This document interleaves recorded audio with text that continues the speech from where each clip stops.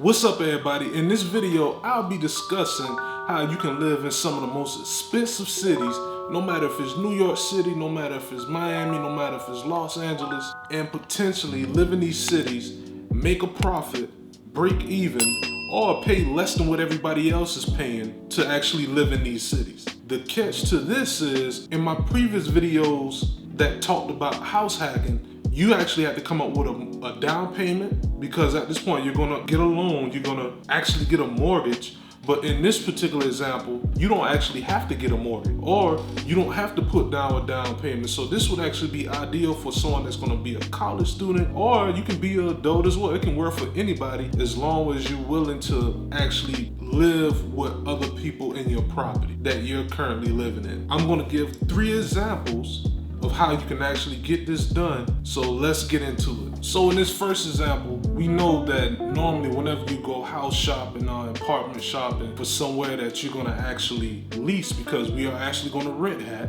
we normally look for just enough just for ourselves. So normally we're gonna go and look for a 1-bedroom apartment or a 2-bedroom home where you can just have the additional room. But you know, in that particular situation, then you have to possibly come $18 to $19 to $2,000 out of pocket, and you got to come up with that cash every single month to pay that rent amount.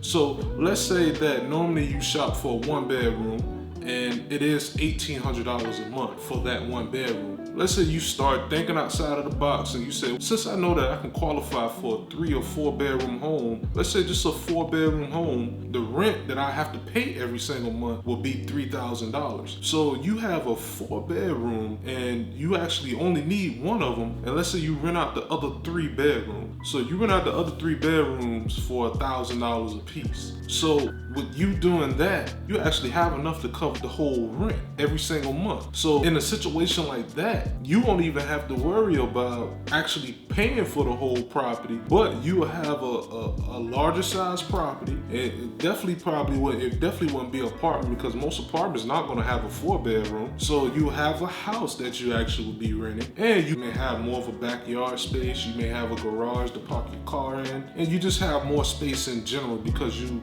renting a bigger size home. So you go out and you find those 3 roommates and you put them in place, and now your rent is covered. Now that additional funds that you normally put towards living expenses, such as a mortgage or rent for a 1-bedroom apartment, now you freed up possibly 20, 30 to 40% of your income to invest or do whatever you want to do with. So this example was pretty much just an example to show you that you can potentially break even. Let's get into the next example. So in this next example, it's still the same thing. We're still gonna rent hack. Let's say instead of getting a 4-bedroom, you decide to get a 3-bedroom in a place such as New York City, where rents are crazy expensive. But I'm gonna tone the numbers down a little bit just to show you how this could potentially work. So let's say you decide to rent a 3-bedroom, which is more than what you actually need. So your rent for this 3-bedroom, which is unrealistic for New York, would be $2,300 per month. You know, okay, I can qualify for this. I don't want to pay this amount because this is more than what I need, but you're going to repeat the same process. You're going to get 2 roommates to live in the other rooms to pay you rent to actually live there. So you decide to rent out the other 2 rooms for $900 a piece. So in total, you'll be able to collect $1,800 a month from both of the rooms to actually live in this property. So if you subtract the $1,800 from $2,300, you actually be paying $500, which is $400 less than what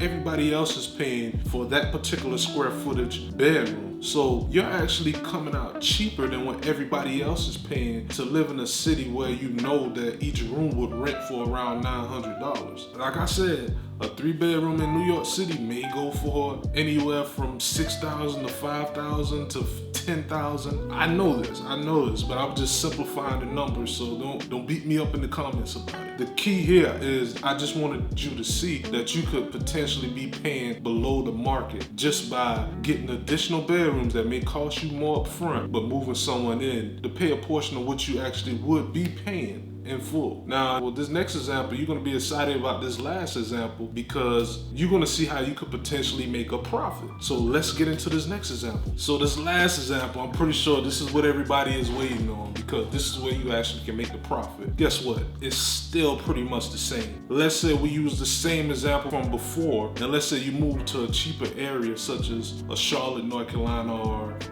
anywhere that may be just a little bit cheaper. So let's say you get that same 3-bedroom home and you actually pay $1,500 in rent for this particular property. You do the same thing. You got 2 additional bedrooms that you wouldn't be using that you decide to move 2 roommates in. You realize the market value for these additional bedrooms are $1,000 a piece. So you're able to rent out these 2 bedrooms for $1,000 a piece. So you'll be able to collect $2,000 in rent. So now if your rental amount is $1,500 and you're renting it out for $2,000 for both of the rooms combined, you're actually walking away with a $500 profit at the end of the month. You can't beat that. Like, that's a great option to have. And you can be a college student doing this, or either if you're a college student and your parents can be a co-signer, you can get this done. Or you could potentially be an adult that just looking to cut your living expenses, like I said before. This is an amazing strategy. And on top of this, you get to walk away with $500 in your pocket at the end of every month. Now, those are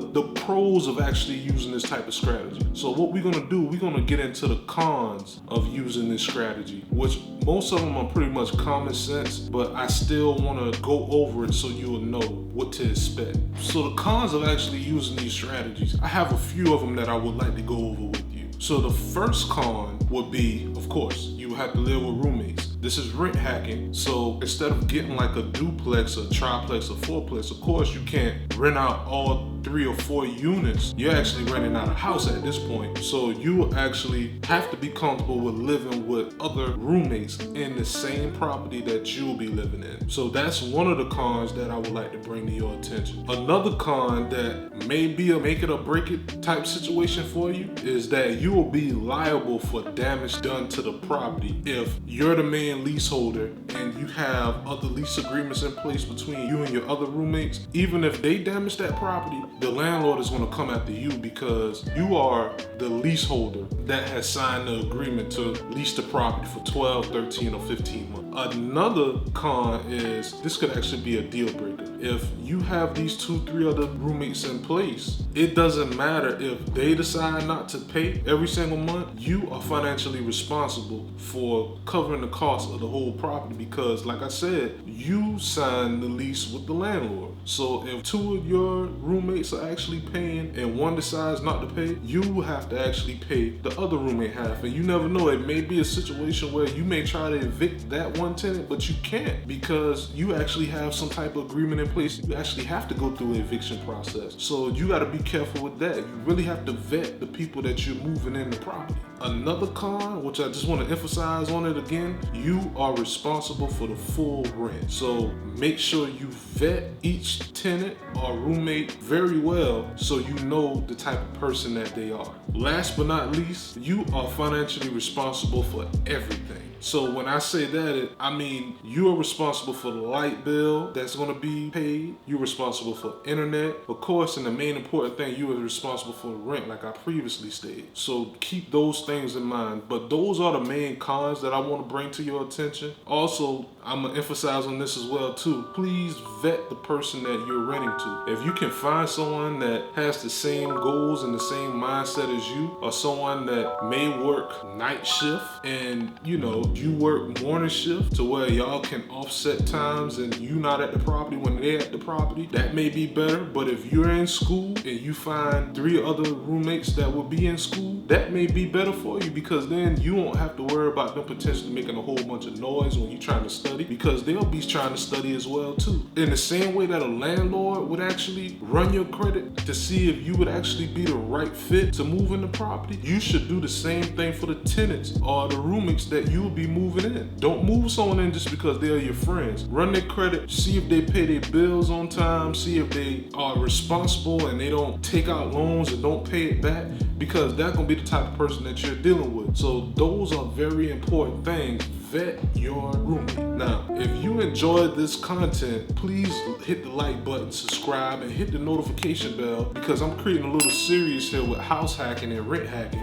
And if you enjoy it, leave a comment down below and let me know what other type of topics you would like for me to talk about, because I don't mind going into detail about potentially using other strategies when it comes down to rent hacking or house hacking. So leave a comment down below. And also, once you get to a point where you actually can afford to get a mortgage or can afford to put down a down payment, definitely feel free to go ahead and get a head start. Check out my video on house hacking multifamily properties such as duplexes, triplexes, and fourplexes, and then you will actually have your own personal space. So please check out that video here, and see you next time. Thank you.